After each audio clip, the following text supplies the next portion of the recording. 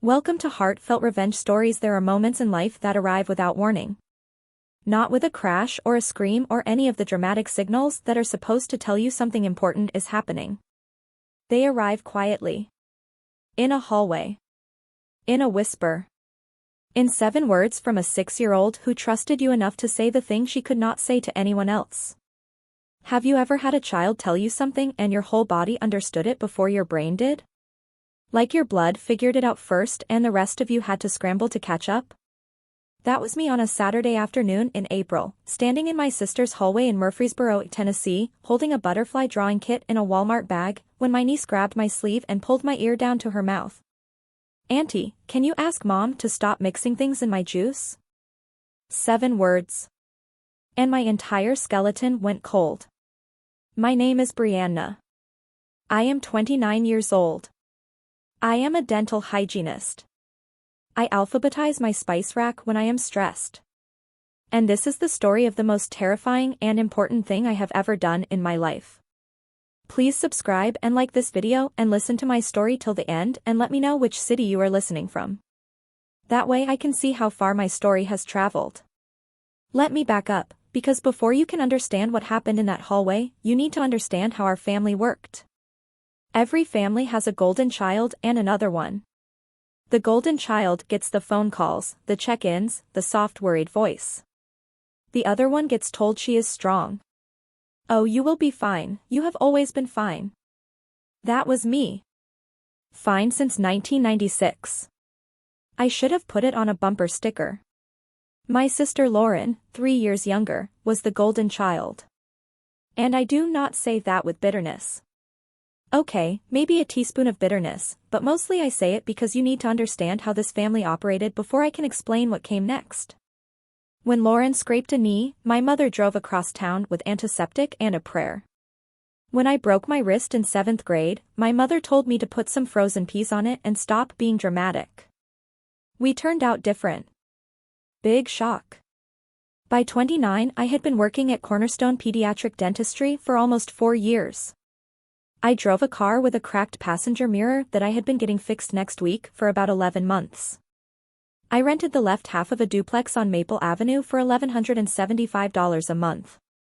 And I had saved up $6,240 in an account I called my escape fund, because calling it a down payment fund felt too optimistic and I did not need that kind of pressure from my own savings account. Lauren lived about 12 minutes away in a rented townhouse with a ceramic rooster collection on the kitchen windowsill that grew every time I visited. This has nothing to do with the story, but I think about those roosters a lot. Like, who needs 9 ceramic roosters? What are they guarding? The paprika. Lauren had a 6-year-old daughter. I am going to call her Lily, because that is close enough and far enough away that nobody is going to show up at her school asking questions. Lily was the kind of kid who drew butterflies on everything. Napkins, homework, the back of grocery receipts. Quiet. Watched things more than most kids her age. Old in the eyes, if that makes sense. The kind of kid you worry about not because she is loud but because she is too careful. So there I was, Saturday, April 12th, pulling into the parking spot with this Walmart bag, feeling good about being the fun aunt for once. Lily's 7th birthday was the following Thursday, but I had a double shift that day so I came early. Lauren opened the door already scrolling on her phone, barely looked up. Normal. Lily was sitting on the living room carpet with a juice box and she looked tired. Not sick tired. Flat. Like someone had turned her brightness down to 40%. Lauren went back to the kitchen to take a call and Lily got up and walked over to me. She grabbed my sleeve right here on the wrist and pulled me down so my ear was level with her mouth. "Auntie, can you ask Mom to stop mixing things in my juice?" Before I could ask her what she meant, Lauren came back around the corner, phone still in hand, saying something about how Lily needed to finish her juice before snack time. Lily let go of my sleeve and sat back down. She did not look at me again. I stood there with this Walmart bag full of butterfly markers and my brain going in 4 directions at once. My hands were tingling. You know that feeling when the adrenaline hits but you have not moved yet? Like your body is a car that just started the engine and the wheels are spinning but you are still in park. Here is what I did, And you can judge me for this because I have judged myself plenty. I lied to my sister. I told Lauren I wanted to take Lily out for ice cream. Early birthday treat, just the two of us. Lauren shrugged, barely looked up. Told me to have her back by 5. I buckled Lily into the back seat and drove straight to the emergency room. Not the Baskin-Robbins. The hospital. On a Saturday afternoon with a 6-year-old who thought we were getting ice cream. I bought her a Sprite from the vending machine in the waiting room and told her the doctor just wanted to make sure she was healthy so she could have extra birthday cake. She seemed to accept that. Kids trust you until you give them a reason not to. And that thought alone made my chest hurt in a way I was not prepared for. The doctor was young, efficient, chose his words carefully. He ran blood work. A standard panel plus a broader screen given what I had told him about the juice. Lily did not cry. She just sat there holding her Sprite, watching a butterfly sticker on the blood pressure monitor. We waited 41 minutes. I know because I checked my phone every 90 seconds. When the doctor came back his face was different. Not panicked. Controlled. The kind of face professionals make when they are choosing their words like each one costs something. He asked me to step into the hallway. Lily's blood showed elevated levels of diphenhydramine. That is the active ingredient in most over-the-counter antihistamines. The kind you can buy at any pharmacy for $8. The levels were not emergency high, but they were significantly beyond what you would see in a 42-pound child. Way beyond. He told me he was required by Tennessee state law to file a report with the Department of Children's Services. I stood there in that hallway under fluorescent lights holding a Walmart bag with butterfly markers, and the only thought in my head was maybe Lauren just gave her too much allergy medicine. Maybe Lily got into the cabinet. Kids do that. That is a thing that happens, right? That is what I told myself because the alternative was too ugly to look at. Not yet. Now hold on before I keep going. If you are listening to this and you have not subscribed yet, first of all thank you for being here. These stories mean everything to me, and the fact that you are spending your time with this one means more than you know. Hit that subscribe button and drop a comment telling me where you are watching from and what time it is there. I read every single one and it honestly makes my day. Someone from Montana left a comment at 4 in the morning last week, and I genuinely need to know what they were doing up at 4 in the morning in Montana. Okay. Back to this disaster. I drove Lily back to Lauren's place by 5 like I promised. Walked her to the door. Lauren opened it. And here is what I need you to understand. I was watching her face like a hawk. Because when you tell a mother you just took her child to the emergency room, there is a normal reaction. Worry, fear, that panicked voice asking if everything is okay. That is the normal reaction. Lauren's reaction was not normal. Her jaw tightened. Her eyes went narrow. And the first words out of her mouth were not about Lily. They were about me. Why would you take my daughter to the hospital without calling me first? Not is she okay? Not what happened? Not what did the doctor say? Just why did you go behind my back? Like I had violated a rule. Like I had crossed a line. And something about the way she said my daughter, the possessive weight of it, made the hair on my arms stand up. But I did not trust that feeling. Not yet. That night I called my parents. My dad Donald picked up the landline. Yes, they still have one. Yes, it is mounted to the kitchen wall. Yes, it has a cord. I told him about Lily, about the whisper, about the about the blood test. He was quiet for about 10 seconds, which for my father is basically a speech. Then I heard him hand the phone to my mother, Patty Beckett, 58 years old, part-time cashier at a garden center, full-time defender of whichever child is giving her the least trouble, which had been Lauren since approximately 1999. My mother listened. I will give her that. She listened to the whole thing, and then she told me I was making a mountain out of a molehill again. She said kids get into everything. She reminded me that Lauren was a good mother who had quit her job to take care of that little girl. She said I should be helping her, not running around making accusations. My dad said nothing in the background. Typical. Donald Beckett has survived 33 years of marriage by staying quiet, nodding at the right times, and retreating to the garage whenever voices rise above a conversational register. If conflict avoidance were an Olympic sport, my father would have 3 gold medals and a lifetime sponsorship from a recliner company. So my parents were not going to help. My sister had reacted like a woman protecting a secret, not a child. And I was standing in my duplex kitchen at 11:15 at night trying to decide if I should eat my feelings or organize my feelings. I organized. I pulled every spice jar out of the cabinet and alphabetized them. All spice through turmeric, including 2 jars of cumin, because apparently I buy cumin every single time I go to the grocery store and I never learn. By the time I finished it was 1 in the morning and my hands had stopped shaking.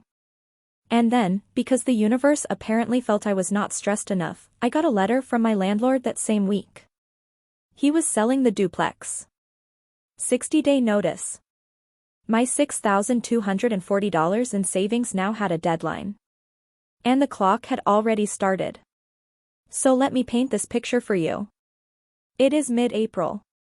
I am a 29-year-old dental hygienist with a cracked car mirror, a spice rack organized by existential crisis, 60 days to find a new apartment, and a growing suspicion that my younger sister might be doing something terrible to her own child. And nobody in my family believes me. If you had told me a year ago this would be my life, I would have laughed in your face and gone back to watching cooking competition shows in my bathrobe. But here we are. The report I filed through the emergency room triggered a visit from the Department of Children's Services. An investigator named Dana, 40s, tired eyes, sensible shoes, the energy of someone who has seen too much of everything, was assigned to the case. She went to Lauren's townhouse for a home inspection. And here is where I made my first real mistake. Before the CPS visit happened, I told my parents about the blood results. Not the full story again, just the numbers. I thought if I kept them in the loop they would start paying attention, maybe even talk to Lauren themselves. What I did not think was that my mother would immediately pick up that kitchen wall phone, call Lauren, and warn her that I was telling people about the blood work. Patty did not use the word poisoning, I am sure, but Lauren heard the warning loud and clear. By the time Dana pulled into the parking lot 2 days later, that townhouse was cleaner than a model home at a real estate open house. You could have performed surgery on the kitchen counter. The medicine cabinet, which according to my mother had never had a child-proof lock, now had a child-proof lock, a label maker, and probably a velvet rope. Lauren greeted Dana in a cardigan, offered her sweet tea, and presented a calm, loving, slightly exhausted single mother persona so polished I half expected her to hand over a press kit. Dana found nothing. No unsafe storage of medication, no visible signs of neglect. Lily was dressed, fed, and sitting quietly with a coloring book. Case remained open but no immediate action. Just a note in a file collecting digital dust. When Dana called me to report the result, I sat on the edge of my bed and stared at the wall for 3 full minutes. My mother had given Lauren a 2-day head start and Lauren had used every hour of it. And I want to be honest with you about how that felt. Not angry. Not immediately. Just hollow. The particular hollow feeling of watching someone you trusted take the thing you were most afraid of and hand it to the person you were afraid of. But I did not stop. I could not stop. Because I kept hearing those 7 words in my ear. A 6-year-old does not make up the sentence, "Can you ask mom to stop mixing things in my juice?" out of nowhere. Kids do not invent that. They report what is happening to them using the only words they have. So I did something I probably should have done first. I called Lily's pediatrician at the practice on Medical Center Parkway. I identified myself as Lily's aunt and asked as carefully as I could whether Lily had ever been diagnosed with allergies, whether she had ever been prescribed an antihistamine, whether there was any medical reason on file for her to be taking that medication. The doctor was cautious at first. She said she could not discuss a patient's file with anyone other than a legal guardian. But when I mentioned the report and the CPS filing, she went quiet for a moment. Then she confirmed what rearranged the whole picture. Nothing. No allergy diagnosis. No prescription for antihistamines. No documented medical reason for Lily to be taking that medication at all. Her chart was, and the doctor used this specific word, unremarkable. The last visit was a routine well check 7 months earlier. Height, weight, normal developmental milestones. Lily was on paper a perfectly healthy kid. Which meant the theory I had been holding on to, that Lauren was over-medicating for a real condition, that she was sloppy with doses, that it was a mistake, was gone. Dead and gone. There was no condition. There was no prescription. There was no oops, I gave her too much. Lauren was giving her daughter a medication that no doctor had ever recommended for a condition that did not exist. Now I know what some of you are thinking. Maybe she read something online. Maybe some blog said antihistamines help with sleep or immunity or whatever the internet decides to be wrong about at 3 in the morning. And sure, that was where my brain went next. Because the alternative, that my sister was deliberately, knowingly, consistently making her daughter sick, was a door I was not ready to walk through. Not yet. And that is where I hit my next wall. Because Lauren had stopped taking my calls entirely. After the CPS visit, she had blocked me on everything. Phone, text, the family group chat. My mother confirmed this almost cheerfully, saying that Lauren needed space from me and that I should respect that. Respect that. My sister is medicating a healthy child with something no doctor prescribed, but I should respect her need for space. I respected it so hard I almost put my fist through the drywall above my couch. But I did not, because drywall repair costs money and I needed every dollar of my $6,240 for the apartment I still had not found. Dead end. No access to Lauren's house. No access to Lily without Lauren knowing. No support from my parents. CPS had looked and found nothing. And I was standing in my kitchen, leaning against the counter, staring at 2 jars of cumin, wondering if maybe everyone was right and I was the one with the problem. Here is the thing about dead ends though. Sometimes another person kicks the wall down for you while you are busy staring at it. Tuesday, April 29th, lunchtime at the dental office.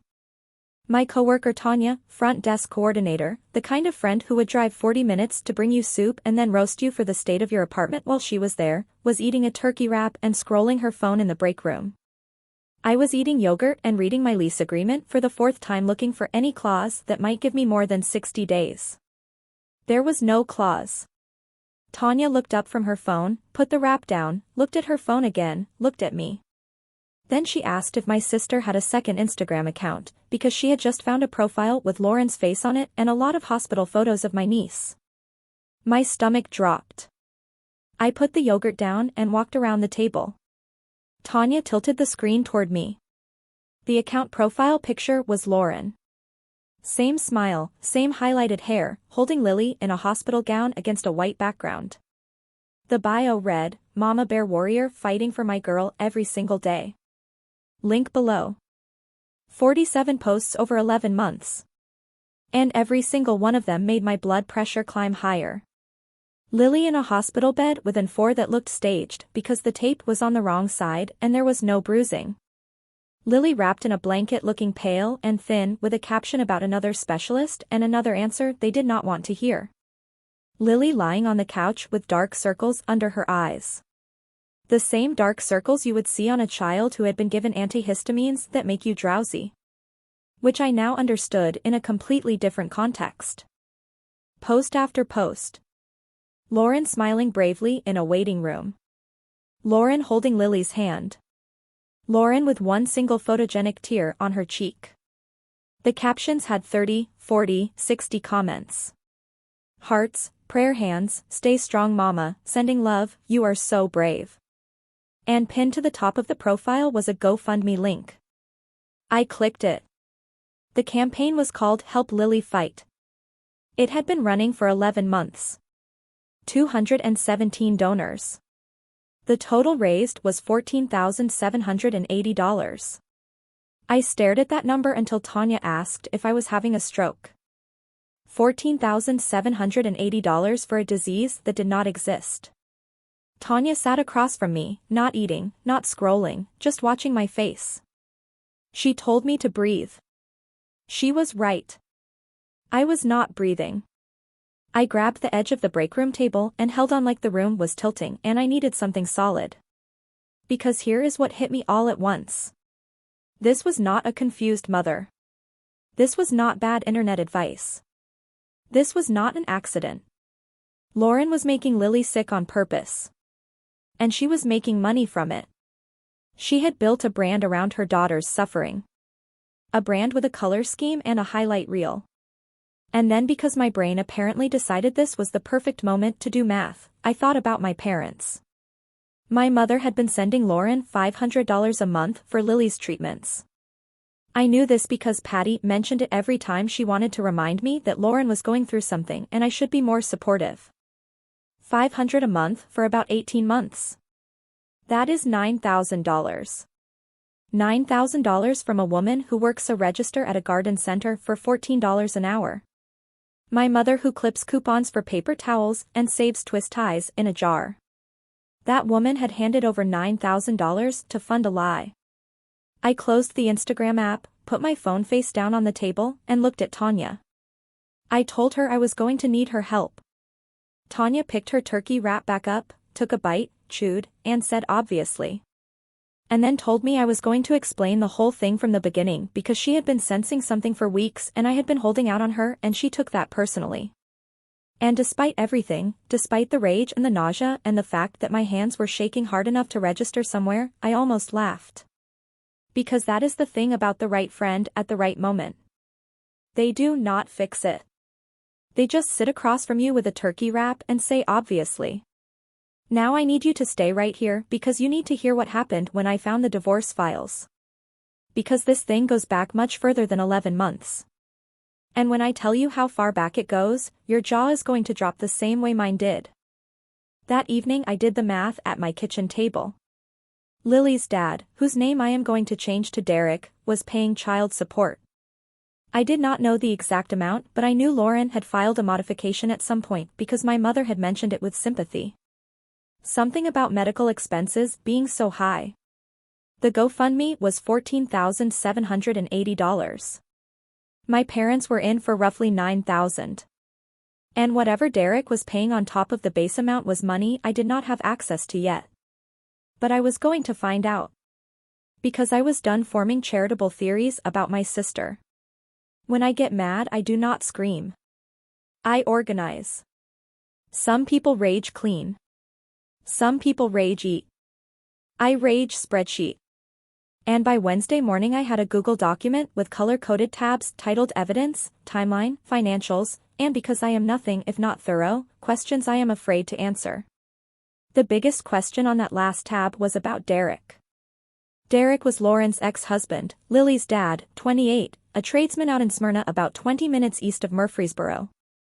He had remarried a woman named Shelley, had Lily every other weekend, and I had not spoken to him since the divorce, which had been about as pleasant as a root canal performed by someone who was also going through a divorce at the same time. Derek and I were never close. He tolerated me. I tolerated certain habits of his. We had an unspoken agreement to be polite at birthday parties and avoid each other at all other times. But Derek was the missing piece because if Lauren had filed a child support modification claiming medical expenses, Derek would know the numbers. Getting his contact was its own adventure involving Tanya's boyfriend, a construction contact, 3 degrees of separation, and one very confused foreman. But eventually I had a number scribbled on the back of a dental appointment reminder card. I called him on a Thursday evening. He picked up on the 3rd ring. I said my name and told him I was Lauren's sister and that I needed to talk to him about Lily. Let me guess, he said. Lauren sent you to soften me up for another modification. Tell her my lawyer said no. Then he hung up. So that went well. I sat there on my couch holding my phone, listening to dead air, thinking about how I was going to explain to a man who actively disliked me that his ex-wife was poisoning his child. I have had better conversations with telemarketers. 2 days I sat with that. 2 days of going to work, cleaning tiny teeth, making small talk about flossing habits, coming home, staring at my Google document, and trying to figure out how to get Derek to listen to me for more than 9 seconds. Tanya finally told me to just send him the screenshots. Words did not work. Try pictures. So I did. I took screenshots of Lauren's Instagram, the hospital photos, the captions, the GoFundMe link. I added the emergency room blood results and sent everything to Derek in one long message with exactly one sentence attached. I did not call for Lauren. I called because she has been poisoning your daughter. He called back in 11 minutes. I know, because I was watching the clock the way you watch a pot of water when you need it to boil and your whole life depends on pasta. His voice was different this time. Low. Tight. The voice of a man who just saw something he cannot unsee. He said one word. Talk. So I talked. I told him everything. Lily's whisper, the blood results, the pediatrician confirming no prescription, the Instagram, the GoFundMe, the $14,780. My parents' $9,000. All of it. And then Derek told me what I did not know. 14 months ago Lauren had filed a child support modification with the family court. The basis was $620 per month in ongoing medical treatment expenses for Lily. A specialist in Nashville supposedly treating Lily for a chronic immune disorder. Lauren had submitted invoices. Professional-looking invoices. Derek's lawyer had reviewed them, found them consistent enough not to challenge, and a judge had approved the increase. Derek had been paying extra every single month for 14 months. $620 times 14 months. $8,680. From a man working 50-hour weeks driving a 12-year-old truck with a check engine light that had been on so long he had given it a name. I did the math one more time out loud at my kitchen table with the phone on speaker and a pen in my hand. $14,780 from the GoFundMe. $8,680 from the inflated child support. $9,000 from my parents. Total. $32,460. $32,460. That is what my sister had collected by making her daughter sick. In under 2 years. That is more than her old salary at the property management company. She had not quit her job to take care of Lily. She had quit her job because Lily was the job. Derek was quiet on the phone for a long time. I could hear his wife Shelley in the background asking who was on the line. Then he asked me, barely above a whisper, if the invoices were fake. Derek, I said, there is no specialist in Nashville. Lily's actual pediatrician has no record of any referral, no record of any immune disorder, no record of anything except a healthy kid who was getting sicker because her mother was putting antihistamines in her juice. More silence. And then I heard something I had never heard from Derek in my life. The man was crying. Quiet, angry crying. The kind where you do not make a sound but your breathing changes and you can hear the jaw clenching through the phone. If sadness and fury had a child together, that is the noise it would make. He asked me what we do next. I told him we build a file. And then we make a call. For about 72 hours I felt like things were finally moving. Derek pulled his entire divorce file from storage. Tanya's organizational energy had clearly transferred to him through some kind of spiritual signal because the man kept every document he had ever signed, which I found out was because Shelley worked in insurance and had instilled in him a borderline religious devotion to record keeping. If I ever meet Shelley in person I am bringing her flowers and a very long thank you card. Meanwhile I was organizing everything into a folder. Printouts of the Instagram screenshots. The GoFundMe page archived with dates. My copy of the blood work. A typed timeline starting from Lily's whisper on April 12th. Notes from my call with the pediatrician. I bought a manila folder from the office supply store on Old Fort and labeled it with a black marker. Lily. Then I put it in my nightstand drawer and stared at the ceiling until 2 in the morning. And then the whole thing blew up in my face. Twice. In the same day. It started at a cookout. Derek's wife Shelley, sweet woman, well-meaning, no idea what was happening, mentioned to Derek's sister Jolene at a weekend barbecue that Derek had gotten a strange call from me about Lily's health. Casual. Between bites of coleslaw. The way you would mention the weather. Jolene is, how do I put this gently, a talker. Jolene is the kind of woman who if you told her a secret at 9 in the morning would have it in 3 languages and on a billboard by lunch. Jolene called Lauren within the hour. Monday morning I am at work with a 7-year-old in the chair, telling him the suction tube is a tiny vacuum for mouth rain, which is my best material and he is absolutely buying it, when my boss Dr. Palmer appears in the doorway of the exam room with his "we need to talk" face. If you have ever had a boss you know that face. It is the face that makes your lunch sit wrong. He pulled me into his office after the boy left and told me the front desk had received a phone call that morning from a woman identifying herself as my sister. She told them I had been harassing and stalking her. That I was making dangerous and delusional accusations about her parenting. That she was concerned for my mental stability and the safety of patients in my care. The safety of patients in my care.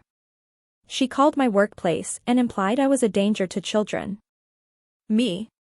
A dental hygienist who once cried because a kid's baby tooth fell out and he wanted to know if the tooth fairy accepted walk-ins. Dr. Palmer, to his credit, did not fire me. He asked if I was okay. He asked if I needed time off. He said whatever was going on with my family could not come through that phone line again. I thanked him, went to the bathroom, locked the door, and pressed my forehead against the tile wall until the cold stopped helping. That was the first hit. The second came 6 hours later. I was sitting in traffic when my phone buzzed 5 times. The family group chat. Lauren had posted a message to the whole family. She told everyone she was asking them to give me space. She said she loved me but was worried about me. She said I had been making disturbing accusations and that she thought I was going through something.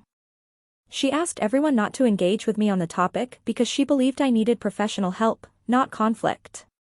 And she wrapped the whole thing up by saying it was coming from a place of love. With love. This woman had the audacity to gaslight me in a family group chat while actively poisoning her own child. And she signed off with love. My phone rang. Mama. She sounded scared. She asked if I was okay. She mentioned her friend knew a therapist. I hung up. I have never hung up on my mother in my life. First time for everything. I pulled into a pharmacy parking lot, turned off the engine, and just sat there. And I am going to be honest with you because you and I have been through too much in this story for me to start being anything else. I thought about quitting all of it. I thought about driving to my cousin's place in Knoxville 3 hours east, nice couch, no questions asked, and just disappearing. Let Lauren win. Let my parents believe whatever they wanted. Let the CPS case sit in a database forever. Just drive until Murfreesboro was a memory. I sat in that parking lot for 45 minutes. And then my phone buzzed. Tanya. No words. Just a screenshot. It was a new GoFundMe update posted by Lauren 32 minutes earlier. A photo of Lily sitting on the couch wrapped in a yellow blanket. She looked small. She looked tired. Those dark circles under her eyes that I now knew were not illness but pharmaceutical. The caption read, "Another rough night, we are fighters." I stared at that photo. At Lily's face. At those eyes. And something that had been bending inside me all day finally stopped bending and straightened right out. I was not driving to Knoxville. I was not quitting. I was not going to let my sister, who had turned her own daughter into a fundraising campaign and called my workplace to question my sanity, win this by making everyone think I was the problem. I had been the other one my entire life. The one who was always fine. The one nobody checked on because she could handle it. Well, I could handle this too. I drove home, washed my face, opened my laptop, and went back to work. The next morning I called Derek. I told him I needed everything from the divorce file. Not just the support modification. The original custody petition. The first one Lauren had ever filed. He asked why. I told him I needed to know when this started. The blood test, the Instagram, the GoFundMe, that was all what she had been doing. I needed to know why she started and when. He said he would look. He called back that evening. And he read me a section of the original custody petition over the phone while I wrote it down on a yellow legal pad in handwriting that got smaller and angrier with each word. In the petition, Lauren had cited Lily's emerging health concerns and her own need to be Lily's full-time medical advocate as the primary basis for requesting sole physical custody. She had attached a letter from a specialist in Nashville. The same name as the one on the child support invoices. A doctor who either did not exist or had never actually seen Lily. Karen had used a fake medical narrative to win primary custody of her own daughter during a divorce proceeding. And the court had approved it because why would a mother lie about her child being sick? I put the pen down. My hand was cramping. I stared at the legal pad. The custody petition was filed 22 months ago. 22 months. Not 11 like the GoFundMe suggested. Not 14 like the child support modification. 22. The illness did not start as a money scheme. It started as a custody weapon. Lauren needed Lily to be sick so she could argue that Lily needed to be with her full time. And once she had custody, once she realized that people, donors, judges, family members, would open their wallets for a sick child, the scheme grew roots. The GoFundMe came later. The support modification came later. The Instagram came later. But the seed was planted during the divorce. 22 months of feeding her daughter something that made her sluggish and tired and dependent so that Lauren could look like a hero for taking care of her. Calculated. Deliberate. And built on a foundation of a child who had no idea what was being done to her. My grandmother always said you learn more about a person by watching what they protect than by listening to what they say. Lauren did not protect Lily. Lauren protected the story. The image. The version of motherhood she had built like a house of cards with a GoFundMe link in the foundation. I pulled out the manila folder from my nightstand and I built the complete timeline. The original custody petition 22 months ago. The divorce finalization. The first Instagram post 11 months ago. The GoFundMe launched the same week. The child support modification 14 months ago slotted between the custody win and the public campaign. The blood results. The pediatrician confirming no diagnosis. Every screenshot. Every GoFundMe update with dates and dollar amounts. Derek's payment records. My parents' bank transfers. 37 pages. Printed at the copy shop on South Church Street for $11.47 because my home printer had been out of ink since February and I had accepted that as a permanent condition of my life. Now here is something I want to pause and ask you directly. Because I know some of you are thinking it right now and I respect you too much not to address it. How could she turn in her own sister? Her own blood? I hear that. I have asked myself that question at 2 in the morning. 3 in the morning. 4 in the morning. Pick a number and I have been awake at it. But here is what I finally understood sitting at that kitchen table with 37 pages in front of me. This was never about Lauren and me. This was never a sister fight. This was about a 6-year-old girl who could not protect herself and whose own mother had turned her into a product. A fundraising prop with a heartbeat. And if I had to be the bad guy in my family to be the good guy in Lily's life, I could live with that. I called Dana at CPS. Told her I had something she needed to see and that it was not a phone call conversation. We met at her office. Dana was at her desk with a coffee that looked like it had been sitting there long enough to qualify for a pension. I sat across from her, put the folder on the table, and slid it across. She opened it. She started reading.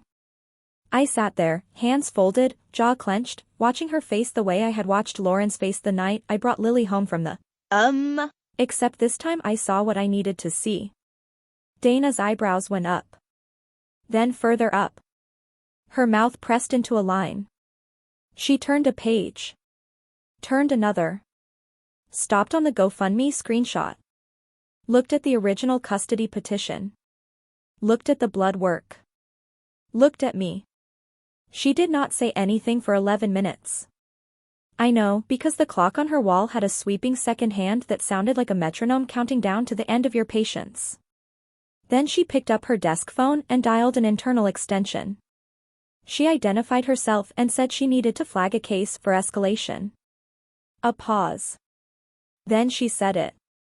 Medical child abuse. She had documentation. She hung up and told me not to go anywhere. I was not going anywhere. I had been going somewhere for 22 days straight. And that somewhere was this chair in this office watching someone finally believe me. And if I could only describe to you what it felt like in that moment. Not triumph. Not satisfaction. Just the overwhelming, almost unbearable relief of finally not being alone in knowing the truth. Things moved fast after that folder hit Dana's desk. CPS escalated the case and partnered with the county sheriff's office. They brought in a pediatric specialist from Vanderbilt in Nashville, which meant this was no longer a small-town situation handled by overworked caseworkers. The specialist conducted a comprehensive medical examination of Lily. Not a quick blood draw.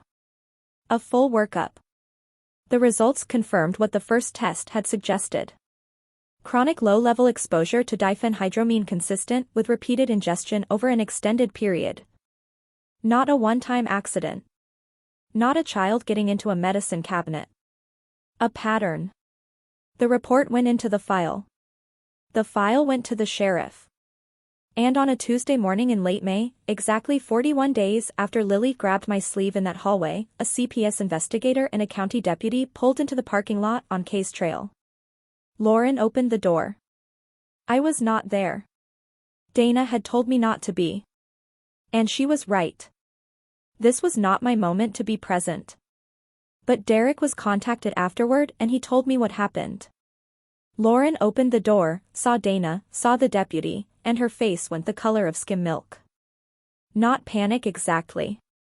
More like the expression of someone watching a house of cards begin to wobble and realizing they are out of tape. She did not confess. Let me be clear about that because people always want the dramatic admission scene. The tearful breakdown where everything comes out. That did not happen. That is a movie. Real people deny. Lauren denied. She cried. She said Lily had sensitivities she was managing holistically. She said the Instagram was for awareness. She said the GoFundMe was for expenses insurance did not cover. She said the specialist invoices were estimates for future treatments. She said I was mentally unstable and had been harassing her for weeks. She tried to call my mother. The deputy asked her to put the phone down. She tried to call a lawyer. She did not have one because people who build their whole scheme on nobody asking questions do not usually plan for the day someone finally does. Every denial crumbled against the paperwork. The pediatrician's records showed no diagnosis. The Nashville specialist did not exist at the address listed on the invoices. It was a mailing store in a strip mall. The blood work showed what it showed. The GoFundMe page was archived with dates and amounts and captions. The custody petition showed the scheme's origin point. Lauren ran out of words. She stood in her doorway with mascara running and said nothing. And Lily was removed from the home that afternoon. Emergency custody placement was granted to me. Brianna Beckett. Nearest qualifying relative. CPS approved. Background checked. Owner of a duplex with a spare bedroom that had been used for storage boxes and a broken exercise bike I had been meaning to sell since the previous September. I moved the boxes and the bike into the hallway in 40 minutes and put fresh sheets on the bed. Lily walked into my apartment holding a backpack with a butterfly keychain clipped to the zipper. She looked around at the space. The moving boxes still half packed in the corner.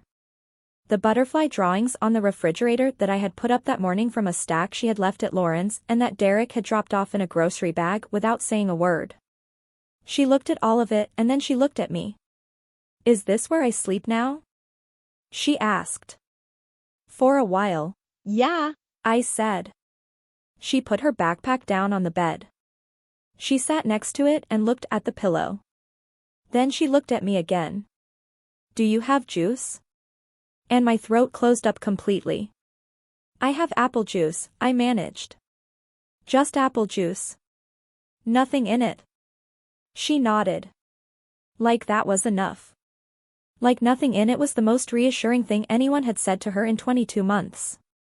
And I turned around and walked into the hallway, and I stood there for a minute with my hand pressed flat against the wall, and I just wept. Not loudly. Not dramatically. The kind of weeping that is not about sadness exactly, but about the weight of something finally lifting and the shock of realizing how heavy it had been all along. A 6-year-old had just asked me to confirm that her juice was not going to make her sick. I took a breath, wiped my face, and went back in the kitchen and poured her a glass of apple juice. Nothing in it. The charges came in stages over the following weeks. Child endangerment, the significant one. Healthcare fraud because Lauren had been billing some of the fabricated visits through the state's medical assistance program, and defrauding a state medical program is the kind of thing that makes prosecutors sit up very straight in their chairs. GoFundMe fraud. The platform froze the campaign and began processing refund requests for all 217 donors. The Instagram was reported and suspended. 217 people who had typed "Stay strong mama" and "praying for your girl" and "God bless this little fighter" received emails explaining that the campaign was under investigation for fraud. Derek filed an emergency custody modification and a motion to recalculate support retroactively. His lawyer, from what I heard, was having the professional equivalent of a birthday. And my mother, Patty Beckett, the woman who had sent $500 a month for 18 months, who had called me dramatic, who had warned Lauren before the first CPS visit, who had told me I needed professional help, called me on a Wednesday evening. She did not say much. My father did not come to the phone. She started to say something about not understanding how any of this could have happened, and then she stopped. I waited. Nothing else came. Yeah, I said. I know that was a longer conversation than it sounds. Because sometimes the silence between two sentences holds more weight than any word in the dictionary. Tell me in the comments. Have you ever been the person in a family who saw the truth before anyone else was willing to? Have you ever had to make a call that cost you everything in the short term because it was the only right thing to do in the long term? Have you ever been told you were dramatic, unstable, making mountains out of molehills, and turned out to be the only person who was paying attention? If you have dealt with something similar, share your story.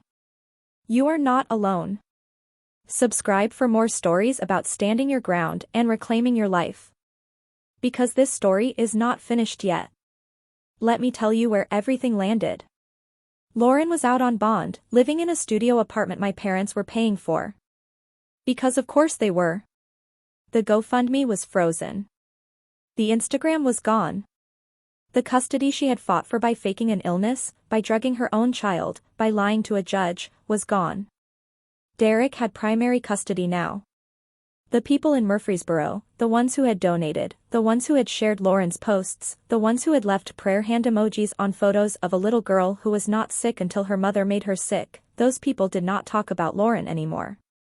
Or when they did, it was in that low voice you use at the grocery store when you are pretending not to gossip, but you absolutely are.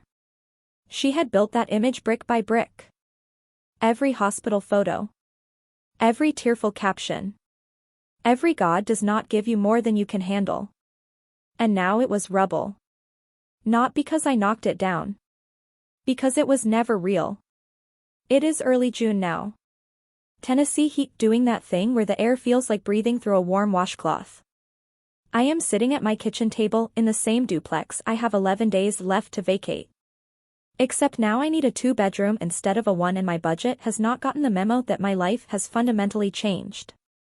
There is a half-packed moving box in the corner with "kitchen miscellaneous" written on it in marker. And next to it a smaller box labeled "Lily's stuff," with a butterfly drawn on the side in purple marker. She did that. I did not ask her to. Taped to the front of the refrigerator are 4 butterfly drawings. Different colors. Different sizes. Same kid. Lily has been sleeping in the spare room for 11 days. And I am not going to tell you it has been easy, because you and I have been through too much together in this story for me to start lying now. She still wakes up at odd hours. She still asks sometimes if her juice is just juice. But last night she slept straight through until 7:15 in the morning. First full night in months according to her. She came out to the kitchen in her pajamas, sat at the table, and ate a bowl of cereal without checking to see if anyone was watching her eat it. That is not a small thing. If you think that is a small thing, you have not been paying attention. My phone buzzed on the table this morning. A text from my mother. 2 words. I am sorry. I stared at it for a while. The cursor blinked, waiting for me to type something back. I did not. Not yet. Not because I am punishing her. I genuinely am not.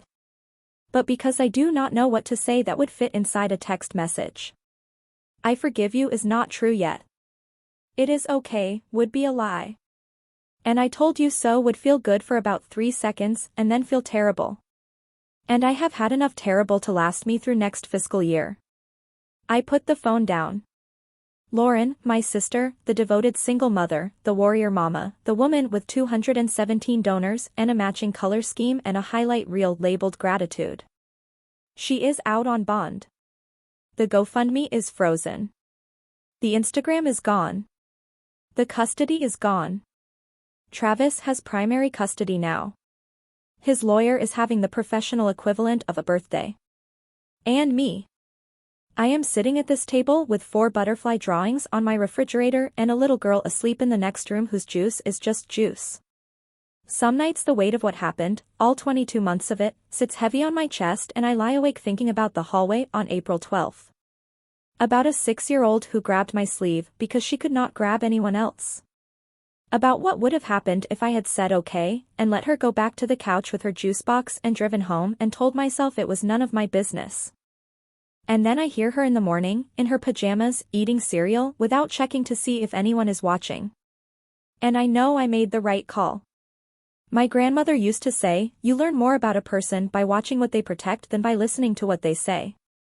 I protected Lily. I am not sure I am the hero of this story.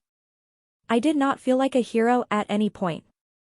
I felt terrified and alone and dismissed and exhausted and at least twice genuinely considered driving to Knoxville and never coming back.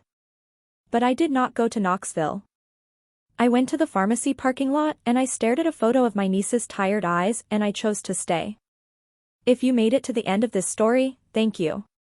Really, genuinely, from the bottom of everything I have, thank you for listening. This one was heavy and I know that. But some stories need to be heavy because the truth they carry is worth the wait. If you have ever seen something that needed to be said and found the courage to say it even when every single person around you was telling you that you were the problem, you will know exactly what this story feels like from the inside. You were not the problem. You were paying attention. Take care of yourself. And take care of the kids in your life. Sometimes they are saying everything they need to say. We just have to be quiet enough to hear it.